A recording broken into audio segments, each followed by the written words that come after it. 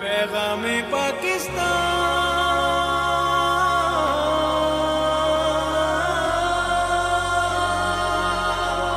اپنے ذریعہ خیالات سے میں مستفید فرمائیں. انشاءاللہ امید ہے کہ وہ ایسا پیٹرن رکھیں گے جس کو دیکھ کر سب ساتھی انشاءاللہ ان کی اتباع کریں گے. عزت مآب علامہ مفتی گلزار نعیمی صاحب. بسم اللہ الرحمن الرحیم.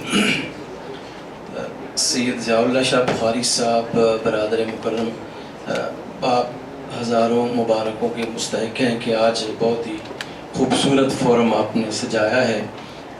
میں پیام پاکستان کے حوالے سے گزارش کروں گا کہ جب یہ بنایا گیا تھا اس وقت بھی یہ طے ہوا تھا کہ اس کو ڈسٹرکٹ سطح پر جو ہے وہ لے کے جایا جائے گا، تو ابھی تک یہ ایسا نہیں ہوا. میں آرگنائزرز کو یہ گزارش کروں گا کہ اس کو پورے پاکستان میں پھیلائیں. دوسری بات جو میں عرض کرنا چاہوں گا کہ اہل پاکستان کے لیے یہ ان کا حق ہے مسلمانوں کا اور دیگر اقوام کا کہ ان کے مذہب کے مطابق آزادی کے ساتھ اس کو اس ملک میں اپنی روایات پر عمل کرنے کے مواقع جو ہے وہ فراہم کیے جائیں، مسلمانوں کو بھی اور اقلیتوں کو بھی.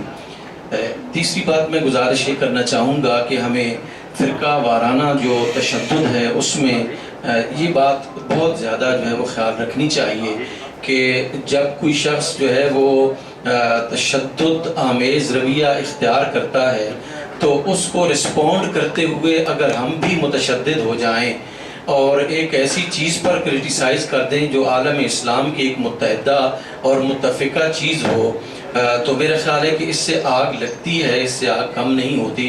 ہمیں رسپونڈ کرتے ہوئے جو ہے وہ بہت زیادہ توجہ کرنی چاہیے.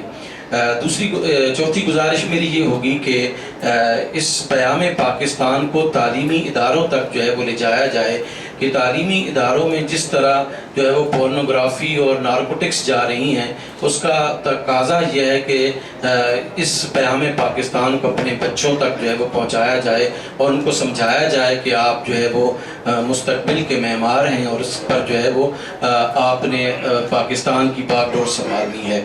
ہم اس ملک میں ہر قسم کے متشددانہ رویے کی مذمت کرتے ہیں اور ہم حکومت پاکستان سے مطالبہ کرتے ہیں کہ متشدد رویہ رکھنے والے تمام لوگوں کو جو ہے وہ لگام ڈالی جائے.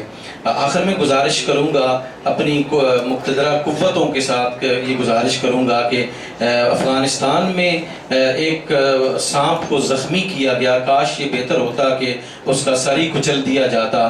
وہ زخمی سانپ پھر دوبارہ جو ہے وہ افغانستان میں ایک ایسی صورت پیدا کر رہا ہے کہ جہاں پر لڑائی جھگڑے کی کیفیت ہے.